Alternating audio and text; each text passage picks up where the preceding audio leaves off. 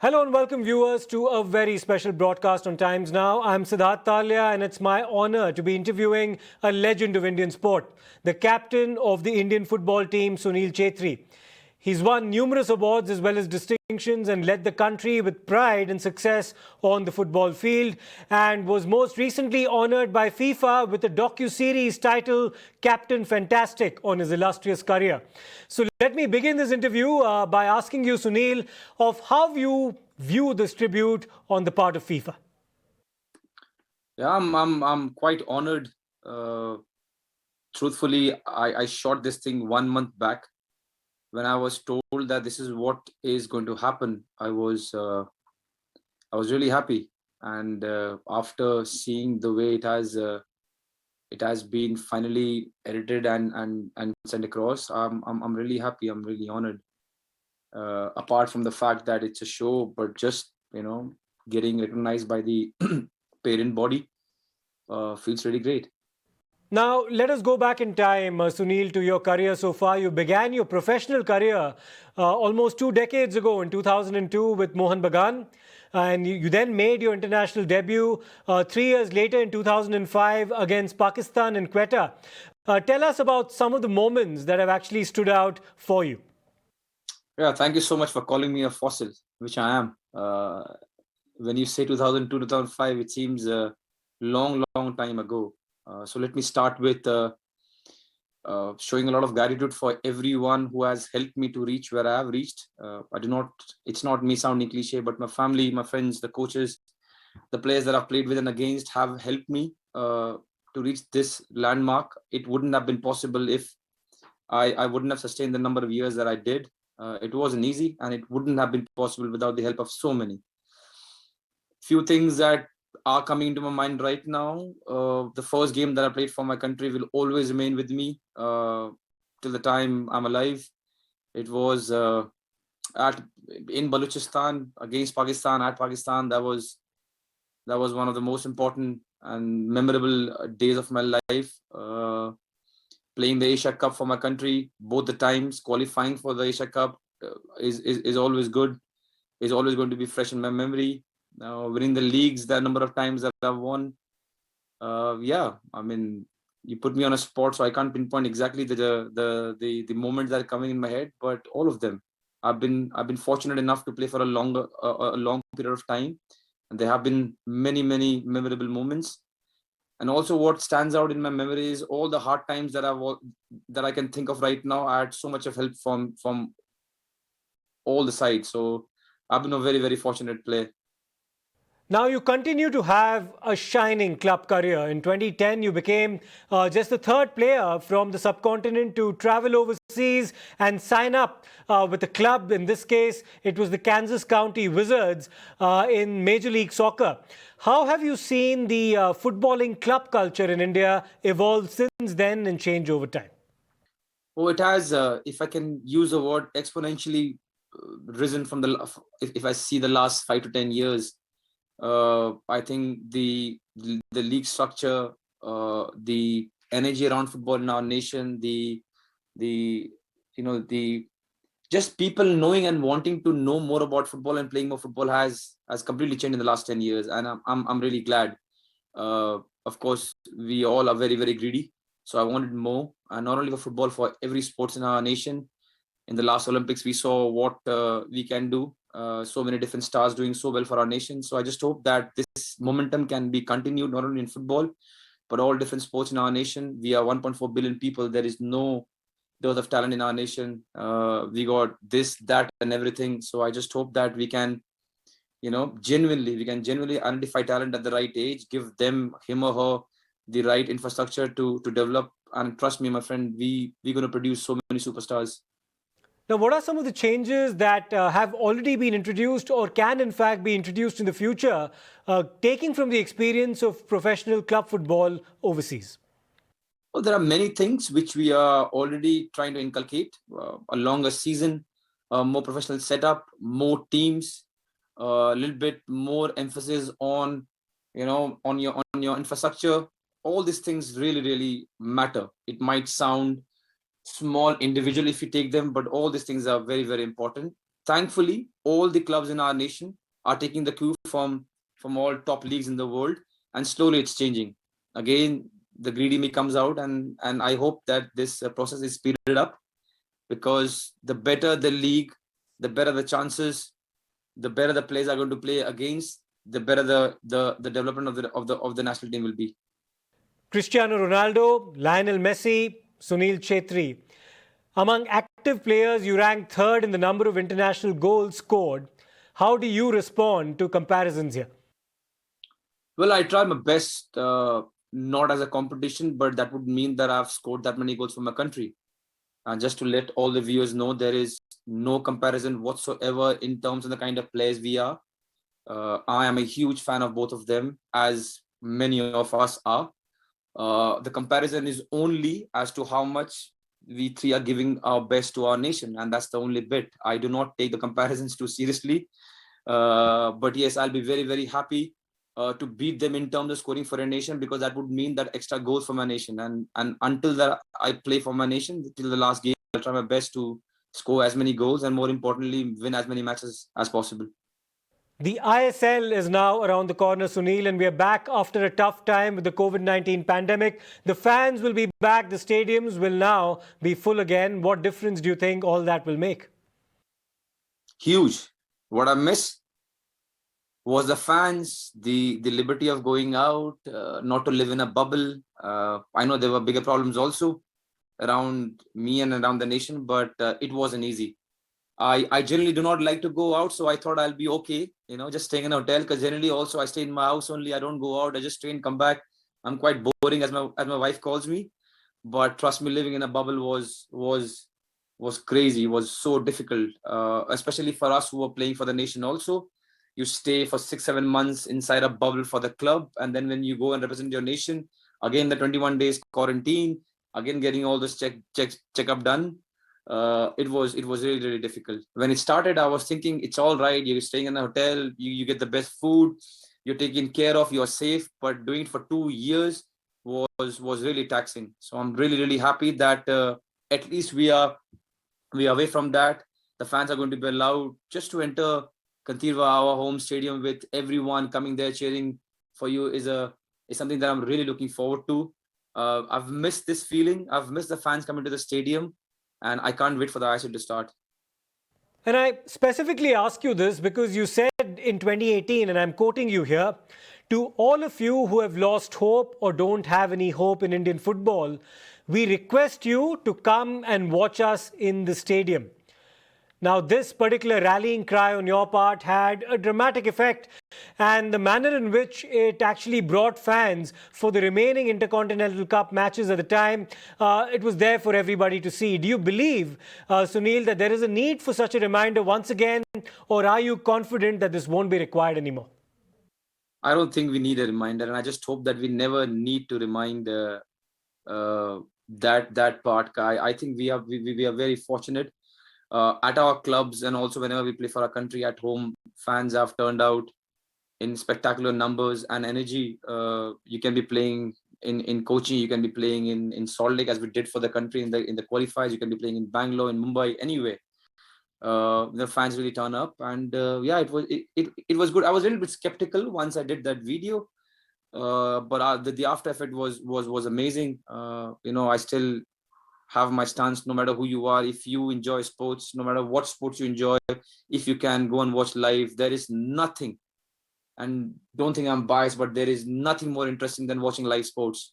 You can be doing anything, you can be anyone, you can have any likes or dislikes, but watching live sports is one of the best things. So whenever possible, if it's a neighborhood kabaddi match, if it's a under 14 TT tournament is happening in your city, if it's a javelin tournament which is happening in your city, go and watch it. Your life will change. There is nothing better than watching live sports.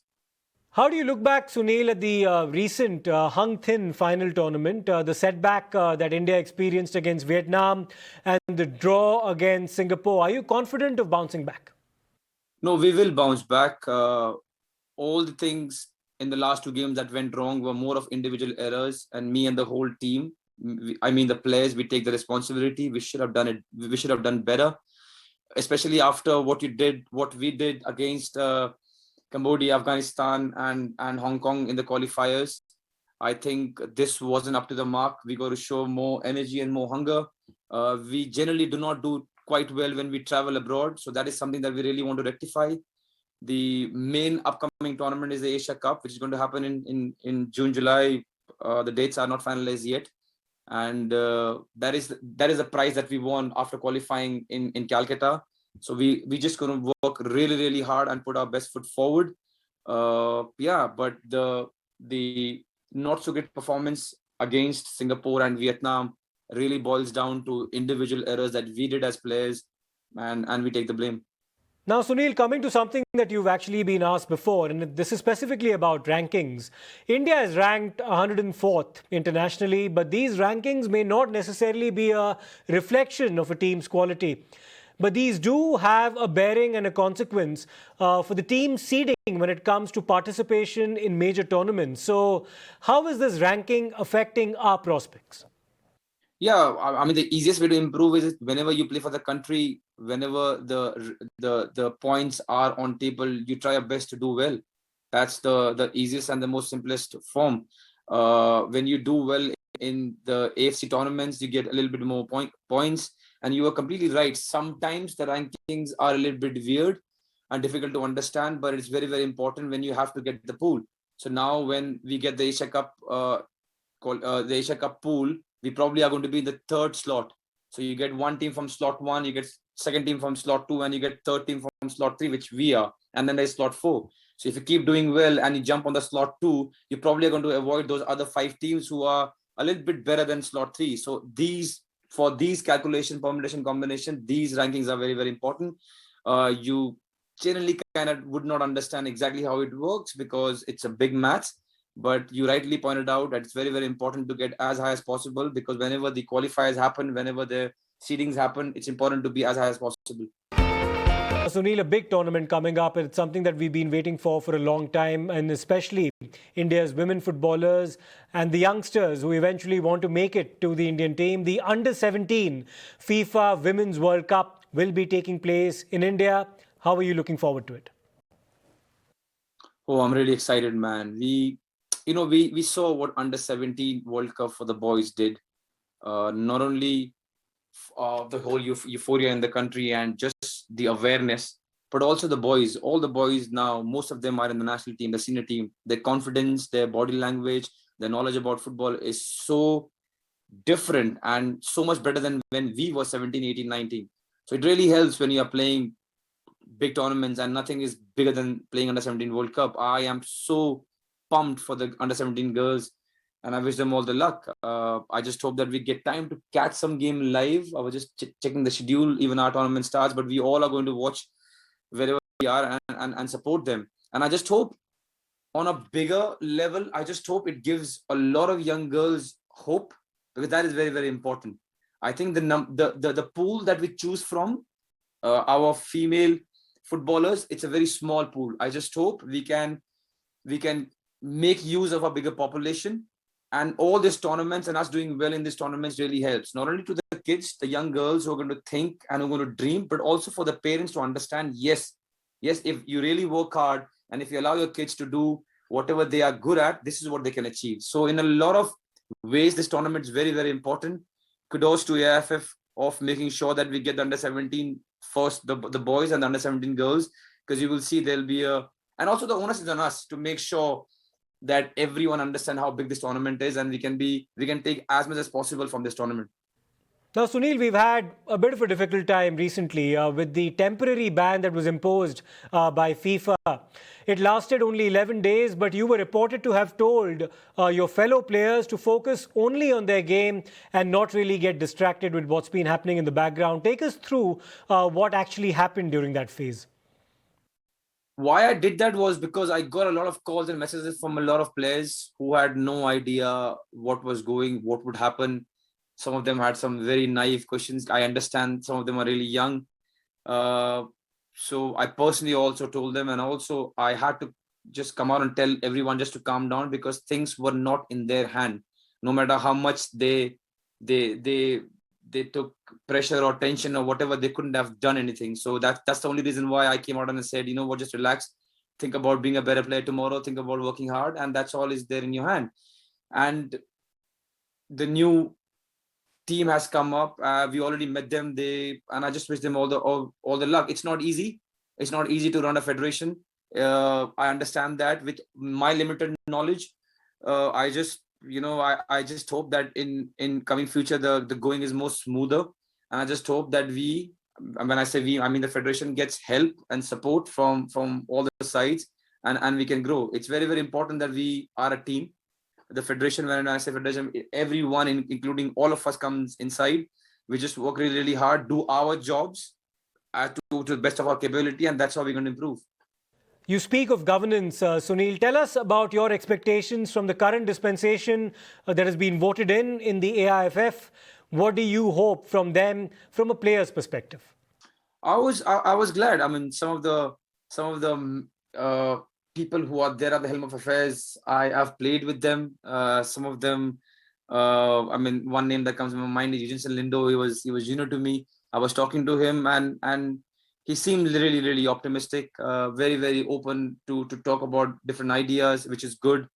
As I said, it is not easy. It is not easy because there's a lot of angles as to how a federation works. People from outside who probably do not have an idea can pass a lot of judgments, but it has to be a cohesive unit. Everyone has to come together. It's all about making sure that you discuss a lot of ideas and you work on whatever has been finalized. So as I said, I wish them all the luck. I'm there whenever they need me. And I think the target is as simple as it can be, which is to better Indian football. We might have different ideas, but at the end of the day, all of us, right from the president to even the gatekeeper at the Federation House, everyone wants Indian football to grow. So, yeah. Now, Sunil, you are an inspiration to millions. Football in India is more popular than ever, and there are more incentives now than before to take this up professionally. So what would you tell aspiring youngsters out there who want to emulate you?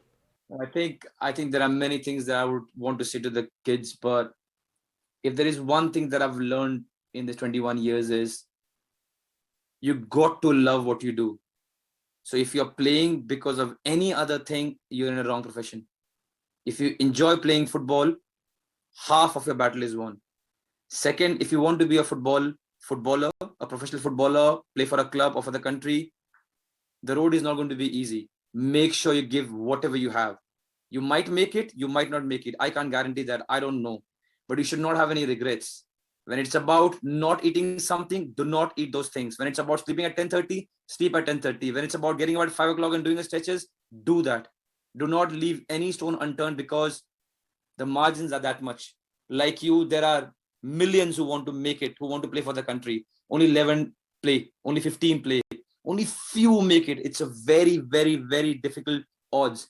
So if you love the sport, you make sure you give whatever you have. I'm 38 now, and I've got a very, very regimental routine every day because I know the margins are this much. If I even miss this much, I'm gone. Sports is not easy. So if the dream is to play for a country and if the dream is to play professional, just give it your best because you may or you may not make it, but you'll have no regrets. Thank you so much for your time, Sunil. You've led the Indian team with distinction and you're truly a national asset. More power to you and all the very best for the future. Take care. Thank you so much. Thank you. Cheers.